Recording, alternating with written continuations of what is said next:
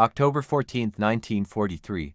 The sky over northern Germany is a hard, metallic gray. Second Lieutenant Daniel Danny Mercer grips the yoke of his B-17F Flying Fortress, tail number 4-3076, of the 100th Bomb Group.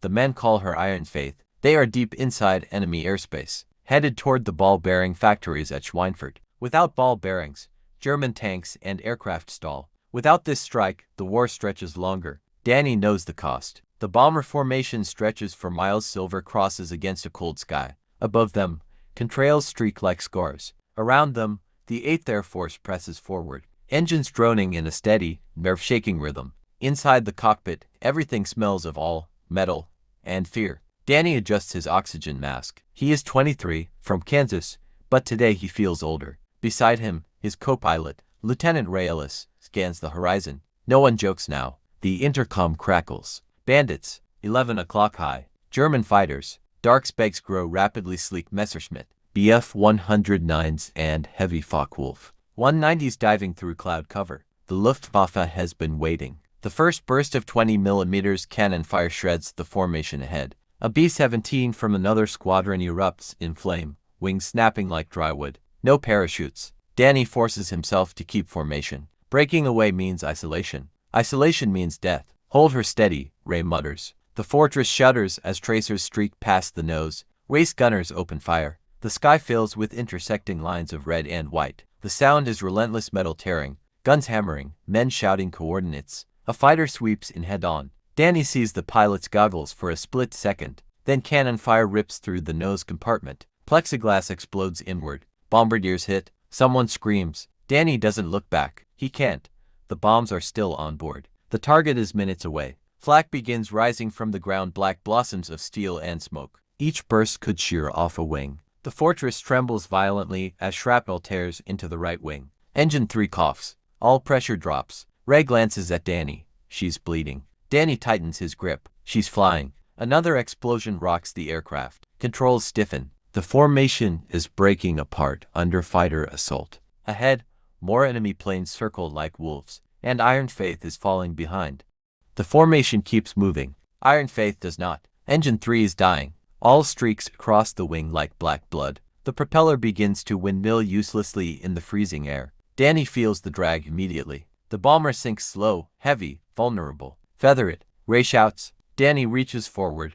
Gloved fingers stiff in the cold. He pulls the feathering switch. The propeller blades turn edgewise to the wind. The vibration lessens, but the loss of power is real. They are no longer keeping pace. Below them, flak bursts from batteries outside Schweinfurt. The sky is layered, fighters above, artillery below. There is no safe direction. In the nose compartment, Sergeant Wilkes is slumped over the Norden bombsight. Blood darkens his heated suit. The navigator, Lieutenant Harris, presses gauze against the wound with shaking hands. He's alive, Harris says into the intercom. Barely. Danny swallows. The bomb run is seconds away. Without the bombardier, they cannot release accurately. But if they drop early, they waste the mission. If they circle back, they die. The lead bomber's bay doors open. One by one, silver shapes tumble toward the earth. Ray looks at Danny.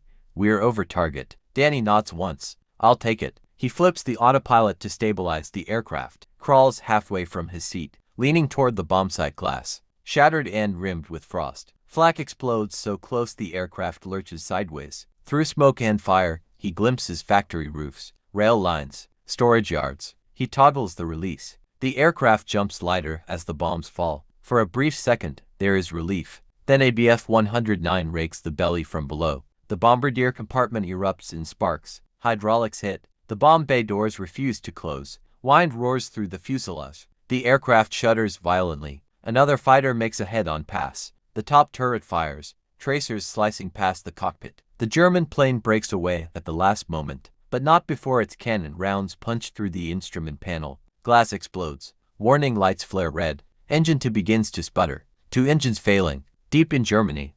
Alone. Ray's voice is calm. Too calm. Danny, we won't make England like this. Below them, the rest of the 100th Bomb Group fades into cloud cover. Above, the fighters turn back. And this time, they come straight for the wounded bomber. The Luftwaffe fighters circle back with precision. They can see the weakness now. 4-engine bomber limping onto is no longer Prey's execution waiting to happen. Danny forces Iron Faith into a shallow descent to gain speed. The controls are sluggish. Hydraulic pressure is nearly gone. Bomb bay doors still hanging open like a wound that won't close. The freezing wind howls through the fuselage, turning the interior into a steel coffin. Tail gunner, status, Danny calls. Staff Sergeant McBride's voice crackles through the intercom. I've got 109s lining up. Closing fast. The first Messerschmitt dives from above, firing in short, brutal bursts. Cannon shells slam into the tail section. The bomber jerks violently. Rivets shear. The vertical stabilizer shudders like it might tear free. McBride fires back. Twin .50 calibers hammer in disciplined rhythm. Tracers stitch across the German fighter's wing. For a second, it holds steady, then smoke curls from its engine. The Bf-109 rolls inverted and drops away. No cheers. There is no breath left for celebration. The second fighter comes low, aiming for the exposed belly. Waist gunners Simmons and Alvarez brace themselves, boots slipping on the frost-covered floor. They fire downward as the German pilot commits to the attack. The sky flashes with intersecting streams of fire. The Focke-Wulf pulls up to late, a .50 caliber. Round tears through its canopy. The fighter spirals earthward, vanishing into cloud. But victory costs them. Tails hit bad, McBride says quietly. Controls feel mushy. Danny knows what that means. One good burst could send the entire empennage twisting off. Altitude is dropping 14,000 feet. 13,500. Engine to coughs again. The all-pressure needle trembles near zero. Ray glances at the gauges and then at Danny. Neither speaks the obvious truth. They are not going to make it back to England. Below, the German countryside stretches endlessly. Fields, roads, small villages untouched by the war raging overhead. Somewhere out there are flak, batteries and fighter bases ready to finish what the others started. Then Harris, the navigator, speaks with hesitation. There's a heading west-northwest. If we hold it, we might reach the Dutch coast. Might. Danny adjusts the rudder, compensating for the damaged tail. The bomber groans in protest. Behind them, black spakes rise again from the horizon. More fighters. And this time, they are climbing higher, preparing for a coordinated kill. The new wave of fighters comes in disciplined formation for aircraft, climbing above Iron Faith to attack from advantage. Danny watches them through the cracked windshield, their silhouettes cutting across the pale sun. High 12 o'clock, Ray says quietly. Danny doesn't answer. He's calculating. Airspeed barely 160 knots. Altitude slipping through 12,000 feet. Two engines struggling. Tail damaged. Bomb bay doors still open, dragging them backward through the sky like a parachute they cannot cut loose. Inside the fuselage, frost forms on exposed wiring. The wounded bombardier groans softly. Harris keeps pressure on the wound, whispering something Danny cannot hear. The fighters split into pairs. The first pair dives steeply, cannons flashing. The fortress shakes violently as shells punch through the left wing root. Fuel sprays into open air, atomized by slipstream. Fire risk. Someone shouts. Danny throttles back engine for slightly to reduce imbalance. The aircraft yaws hard. His arms ache fighting the controls. The top turret gunner tracks the lead. Fighter fires. Misses. The German pilot pulls up, rolls. Comes again. The second pair sweeps in from below, and behind textbook Luftwaffe coordination. McBride in the tail braces himself. His voice is steady but thin. They're walking it in. The cannon rounds hammer the tail. Metal screams. One elevator cable snaps with a sharp metallic crack. The control column jerks violently in Danny's hands. For a second, the nose dips sharply. Ray grabs the yoke with him. Hold her. Danny fights it, compensating with trim and rudder. The aircraft responds sluggishly, like a wounded animal refusing to lie down. Below them, flak begins rising, again from scattered batteries west of Schweinfurt's industrial outskirts. The sky becomes layered chaos. Fighters above, artillery below, smoke drifting between. One of the Focke-Wulfs misjudges his pass. Waist gunners catch him clean across the fuselage. The fighter bursts into flame, pieces spiraling away, but another Bf-109 lines up directly ahead.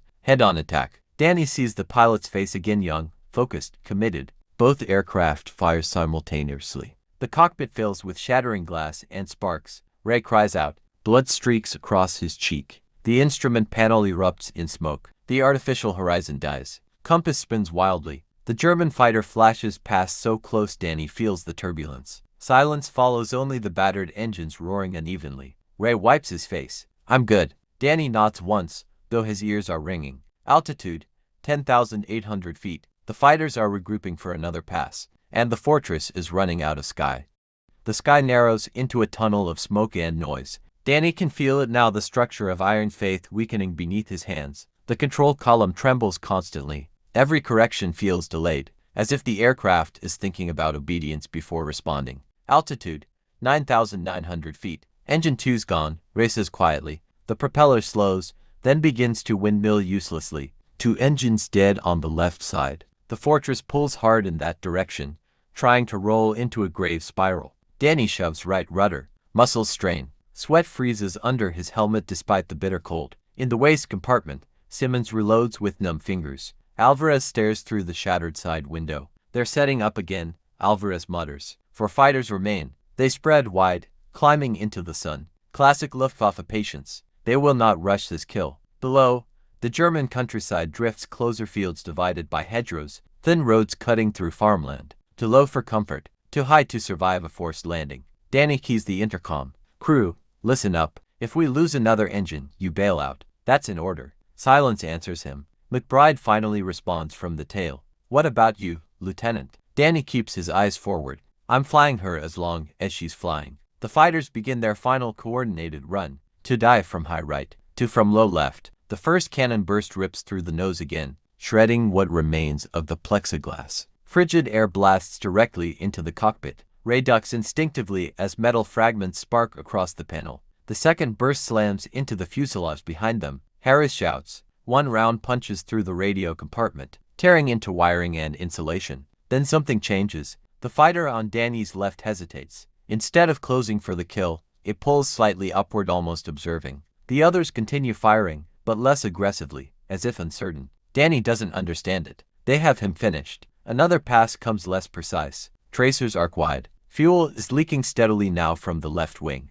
1 spark could turn them into a fireball. Altitude, 8,400 feet. The German fighters circle once more, but this time they hold distance. 1 Bf-109 draws closer on the right side, matching speed. Close enough for Danny to see the pilot clearly through his canopy. The German does not fire. He simply looks at the crippled bomber and raises one gloved hand. A gesture, not of surrender, of warning. And then he banks gently westward toward the North Sea. The other fighters hesitate. Danny stares in disbelief. The German fighter waits, as if expecting them to follow.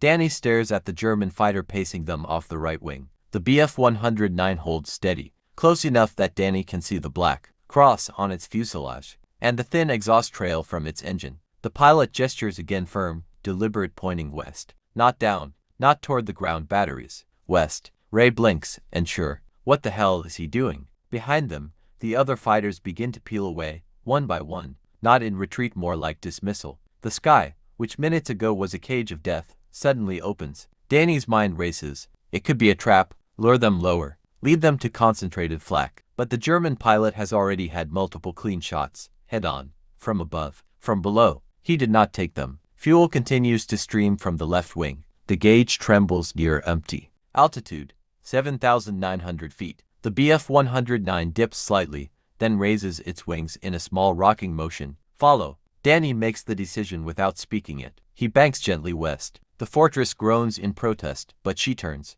Below, small villages pass under scattered cloud cover. Anti-aircraft guns remain silent. No new flak blossoms in the sky. The silence is almost louder than the battle. In the waist, Alvarez lowers his gun slightly. Why aren't they shooting? No one answers. The German fighter stays beside them, occasionally edging forward to check their nose position, then sliding back again. A shepherd guiding a crippled animal. Danny risks a glance. The German pilot turns his head, meeting his eyes through 2 layers of glass and freezing air. No hatred there, only calculation. Minutes crawl by. Altitude, 6,200 feet. The North Sea is still distant, but the land below begins to flatten. Rail lines thin out. Industrial smoke disappears. Rail leans closer. If he's leading us to the coast. Danny nods. Then he's giving us a chance. Engine for sputters briefly. Danny eases the throttle, coaxing it to hold. If they lose one more engine, the fortress will not stay airborne. The German pilot makes one final motion, an emphatic point westward, then a downward slicing gesture. Stay low. Avoid radar. Avoid attention. Danny swallows. He understands. Ahead, the horizon lightens faintly, the distant sheen of water under cloud. The Bf-109 slides closer one last time. The German raises his hand again, not in salute, not in triumph, but in acknowledgement. Then he banks sharply away, climbing back toward Germany. Iron Faith is alone again, but now she is pointed toward home, and the sea is still far away.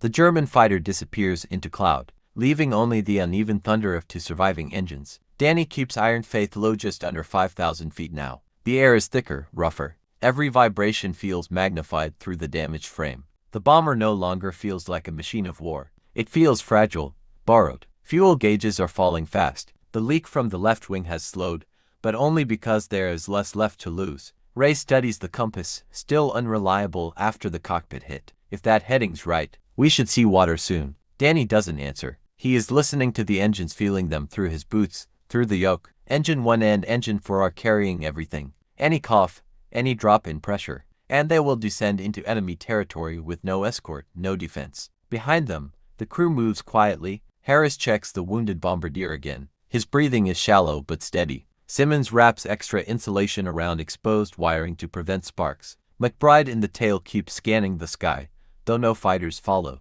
For the first time since crossing into Germany, there is no gunfire. Only tension. The cloud layer thins ahead. Light brightens along the horizon. Then Ray sees it first. Water? A dull gray band stretches across the distance, the North Sea under overcast sky. Not safety, not yet, but distance from flak guns, from patrol roads, from capture. Altitude, 3,800 feet. Danny eases the nose slightly downward to conserve what little power remains. The aircraft responds unevenly. The damaged tail still resists smooth trim. Every correction must be gentle. They reach the coastline. Below, waves roll against dark sandbars. No German patrol boats visible. No fighters climbing from hidden strips. Danny exhales slowly for the first time in nearly an hour. But relief is premature. Engine 4 sputters violently. All pressure drops fast. Ray's voice is tight. We're losing it. Danny feathers the propeller before it seizes completely. Now only one engine is producing reliable thrust. The fortress begins to sink.